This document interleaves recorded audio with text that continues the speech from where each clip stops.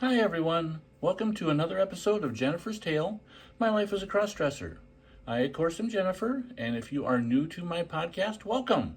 Chances are, if you found me, you are a crossdresser, or maybe you're trans, maybe you're a friend of a crossdresser, maybe you know somebody, maybe you're a significant other, a wife, or a spouse of a crossdresser. And if that's the case, you'll probably really enjoy this podcast. I've been doing this podcast for quite a while, as you can see by the number of episodes. If this is new to you on YouTube, please do me a favor first and foremost. Right below me here, subscribe to my YouTube channel. More people that subscribe, the more views I get, the better off I am on the YouTube front. Please also do me a favor and check out all the previous episodes.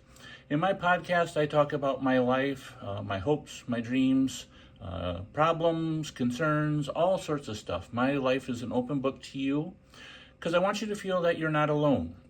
You know, whether you are a cross-dressing girl like myself and been doing it for some time, or if you're brand new to cross-dressing and you want some tips and tricks, I can help you out with that. If you're listening to this as an audio podcast, whether it's on iTunes, Spotify, iHeartRadio, wherever you find your favorite podcast that you listen to on your drive to work or drive home or while you're exercising, what have you, please, all the stuff that I just said applies to you as well. Chances are, if you're listening to this, you're a cross-dresser, and you'll probably really enjoy my podcast. Please do me a favor, subscribe to my podcast, check out previous episodes as well, and let's quit beating around the bush on this introduction and get into the heart of this episode. Now, the heart of this episode, or the title of this episode, is In Case of My Death. Now, I know a lot of you girls don't want to think about that. I know I don't.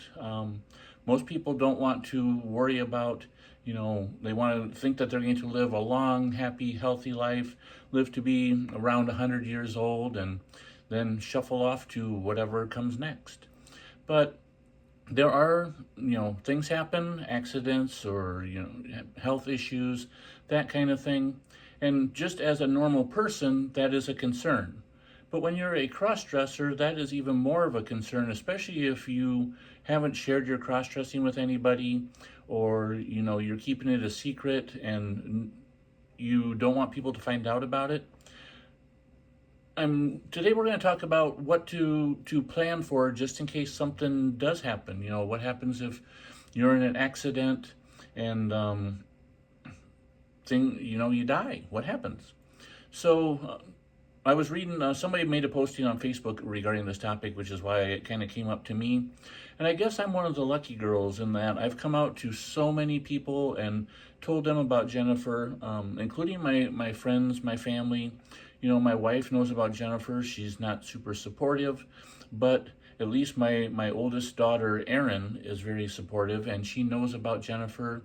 And she is somebody that I can confide in, that if something would happen to me and I would die unexpectedly, I can give her instructions as to what to do with all my Jennifer things. As chances are, my wife is going to be too distraught to deal with that thing. And I can count on my daughter to take care of that for me.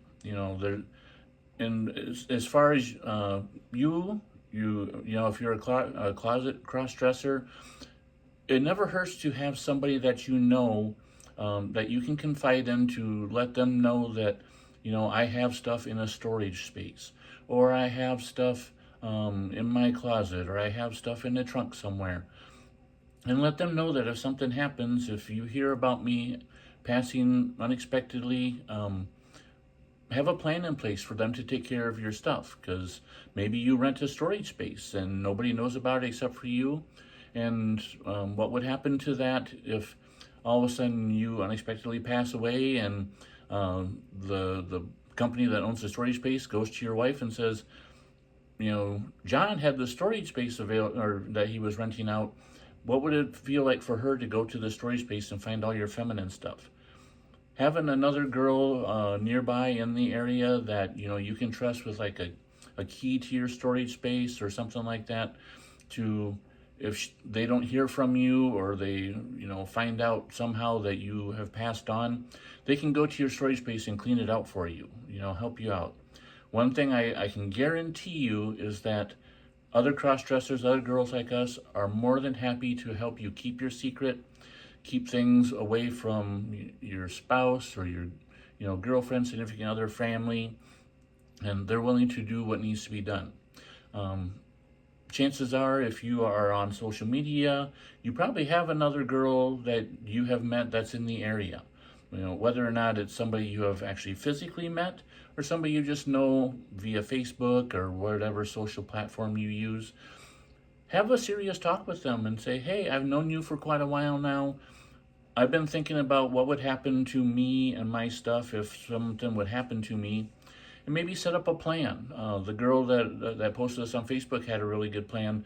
She has somebody that she trusts, and every Sunday she sends them a text message and just says, I'm fine, with a smiley face. As long as that other person is getting that message, they know that she's okay, everything's going fine, and they don't have to worry about it. But if for some reason they wouldn't get that message, then they can either text her and find out, are you okay? Or just assume the worst and put a plan into action to take care of her stuff. Now, I haven't talked this over with my daughter yet, but I am going to. This got me thinking about things, and I don't have a significant amount of Jennifer stuff. I have enough to get me by. But I also know it's something my wife is not going to want to deal with when she's here. And not only that, there's stuff on my phone as well that my wife probably doesn't want to know about or see or deal with.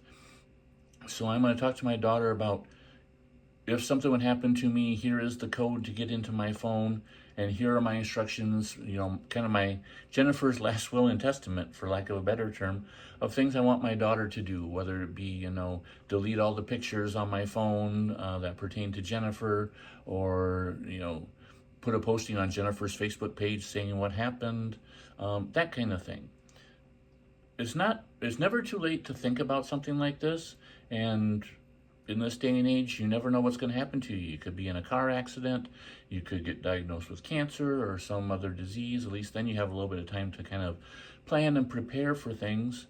But don't just put it off. Don't just wait till it's too late and then all hell is going to break loose when your significant other, your wife, finds out that you've been wearing girls' clothes all these years and she knew nothing about it. So that's the lesson. The moral for today is always plan ahead. Reach out to a girl that you know or a friend, preferably somebody local, and say, hey, if something happens to me, here's where I have my stuff. This is what all my feminine clothes are in. Can you take care of this for me? As long as you keep hearing from me or I keep posting on Facebook, everything's all well and good.